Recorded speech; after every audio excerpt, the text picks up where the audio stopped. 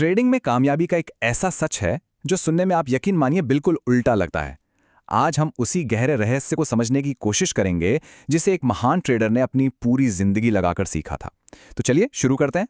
अब सोचिए, ये बात ट्रेडिंग की दुनिया में जो कुछ भी सिखाया जाता है उसके बिल्कुल खिलाफ है।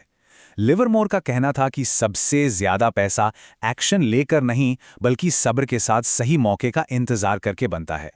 चलिए, सबसे पहले उस एक बड़े भ्रम को तोड़ते हैं जो ज्यादातर ट्रेडर्स को ले डूबता है, और वो सोच ये है कि ज्यादा एक्टिविटी का मतलब है ज्यादा प्रॉफिट।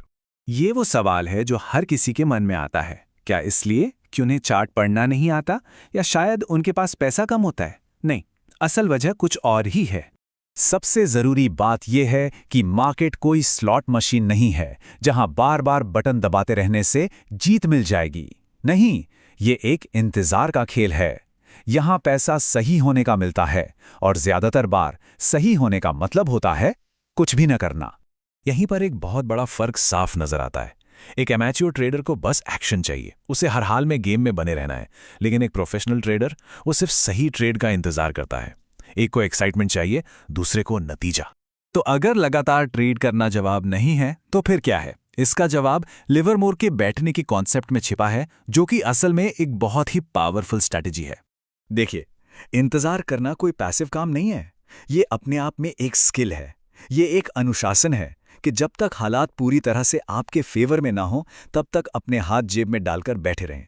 सच तो ये है कि असली वेल्थ यानी दौलत रोज रोज छोटे मोटे ट्रेड करने से नहीं बनती। ये उन बड़े मार्केट शिफ्ट्स को पकड़ने से बनती है जो हर दिन नहीं आते, और उन्हें पकड़ने के लिए धैर्य रखना ही पड़ता है। तो सवाल ये है कि ये इंतजार आखिर किया कैसे जाए। चलिए इसे दो प्रैक्टिकल हिस्सों में तोड़ कर देखते हैं।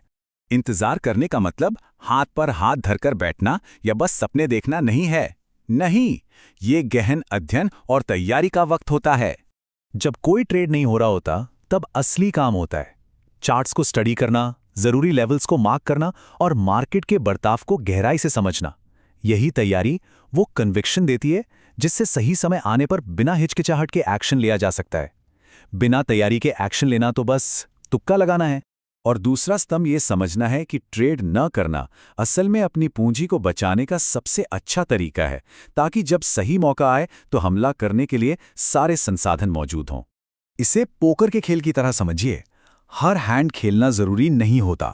हर वो खराब सेटअप जिसे आप छोड़ देते हैं वो सिर्फ आपका पैसा ही नहीं बल्कि आपका आत्मविश्वास भी बचाता है।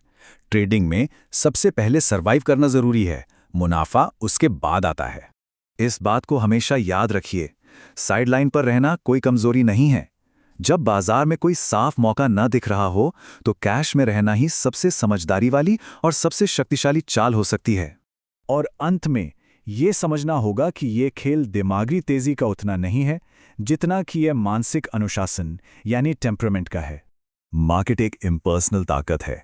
उसे इस बात से कोई मतलब नहीं कि कोई क्या सोच रहा है या कोई कितना बेचैन है। वो तो बस सेटअप्स और प्रोबेबिलिटीज को देखता है। मार्केट को नहीं बदला जा सकता, सिर्फ खुद को उसके साथ अलाइन किया जा सकता है। और ये एनालॉजी कमाल की है। ये पूरी बात को एक लाइन में समझा देती है। एक सफल ट्रेडर जानता है कि उसकी पिच क्या है, और वो तब तक सब्र से इंतजार करता है जब तक कि गेंद बिल्कुल सही जगह पर ना आ जाए, और फिर वो पूरी ताकत से स्विंग करता है। तो सवाल सीधा है, क्योंकि अक्सर ये दोनों चीजें एक साथ नहीं मिलती। जो लोग उत्साह के लिए ट्रेड करते हैं वे अक्सर हारते हैं। जो सही सेटअप्स के लिए ट्रेड करते हैं वे जीतते हैं। आखिर में सब कुछ इसी एक लाइन पर आकर टिक जाता है। क्या उन शांत दिनों में बिना एक्शन लिए बैठे रहा जा सकता है जब कुछ भी नहीं हो रहा हो?